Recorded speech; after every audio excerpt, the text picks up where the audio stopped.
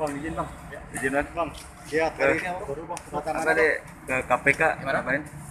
Hari ini saya target perkembangan kasus yang adanya Dewan Perwakilan Sapi, bukan Dewan Perwakilan Rakyat ya.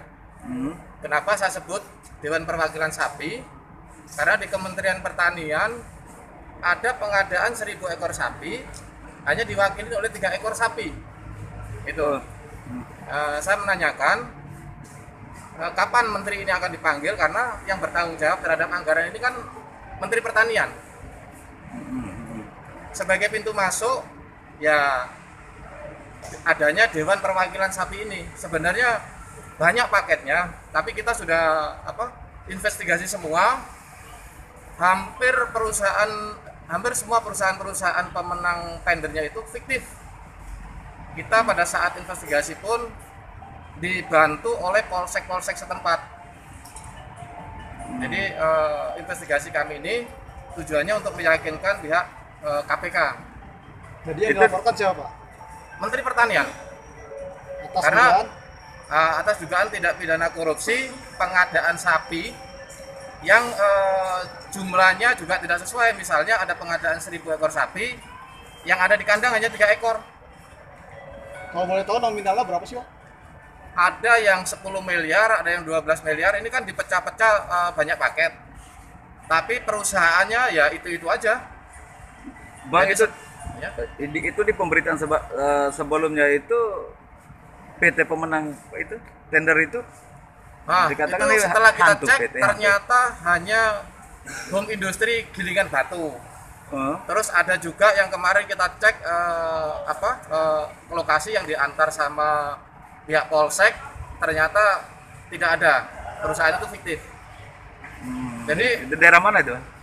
ada di daerah Garut, jadi tersebar di mana-mana perusahaan fiktif ini.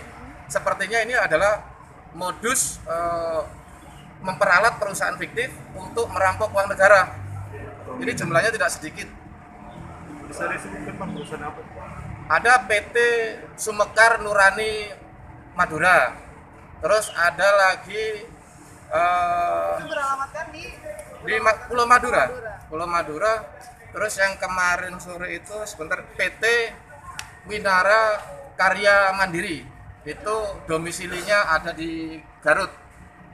Terus ada lagi juga perusahaan yang domisilinya ada di Batam, tapi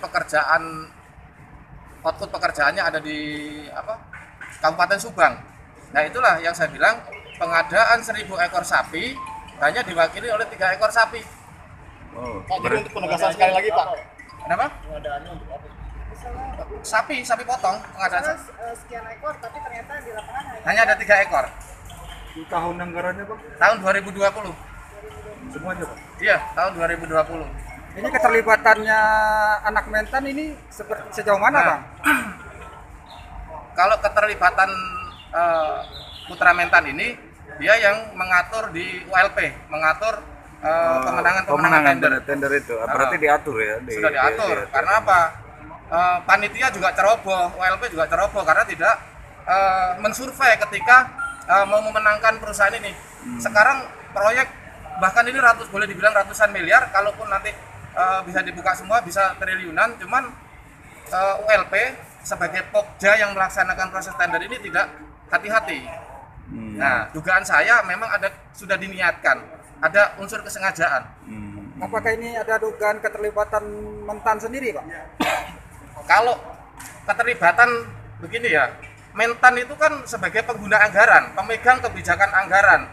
Tentunya kalau terjadi tindak pidana korupsi atau penyelewengan anggaran APBN yang ada di Kementerian Pertanian, tentunya menteri lah yang harus bertanggung jawab.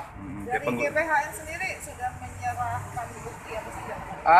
Bukti pemenang tender, output pekerjaan yang menurut kami adalah fiktif. Minggu lalu sudah diserahkan. Sudah, bahkan sudah diregistrasi oleh pihak KPK. Dan sudah sampai sejauh mana, Bang? Ada. Tidak lanjut dari KPK kemana bang? KPK sih baru menghubungi meminta data-data tambahan untuk memperkaya informasi. Kalau menurut saya data tambahan saya rasa tidak perlu, karena satu kegiatan yang buktinya sudah valid semestinya aparat penegak hukum segera bertindak karena antara output pekerjaan dan anggarannya kan sudah saya serahkan gitu. Tapi kita mendukung penuh kinerja KPK. Mungkin ya di situasi pandemi begini, di sisi lain mungkin keterbatasan personel atau SDM di KPK itu mungkin yang jadi kendala. Kedatangan hari ini berarti ngapain? Hari ini kita datang mau menagih, ternyata dari pihak KPK sendiri nanti lewat WhatsApp saja. Yang menghubungi Bapak dari pihak KPK siapa? Yang sudah menghubungi ada? Ada yang namanya Pak Sugeng dari Dumas, terus ada 2 orang lagi, laki-laki sama perempuan, cuma lupa namanya. Lupa namanya. Sudah kontak dengan Sudah menghubungi saya. dalam Iya, klarifikasi menanyakan soal pengadaannya, teknisnya bagaimana, siapa yang terlibat sudah kita sampaikan. Sudah. dari GPN sendiri Bapak sudah ada Saya rasa 2 alat bukti itu sudah cukup kuat untuk KPK menindaklanjuti. Harapannya bagaimana? Ya kita berharap sih kabinet Pak Jokowi ini bersih. Itu Bersih dalam hal bersih dari tindak pidana korupsi, karena korupsi saat ini saya rasa sudah sangat menggurita. Bahkan kalau boleh dibilang korupsi untuk saat ini ugal-ugalan, karena perusahaan bodong, perusahaan fiktif bisa dimenangkan. untuk kedepannya GPHN sendiri setelah ini ada langkah apa lagi?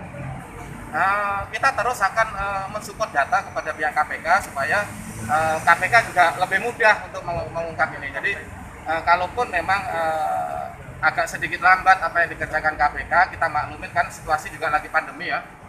Tapi kita sebagai penggiat anti korupsi akan terus mendukung KPK dalam upaya pemberantasan korupsi. Jadi GPHN ini sendiri Abang sebagai apa? Saya Ketua Umum GPH RI, Dari sebutin namanya Bang. Madu Daryadi. Makasih Bang. Terima kasih.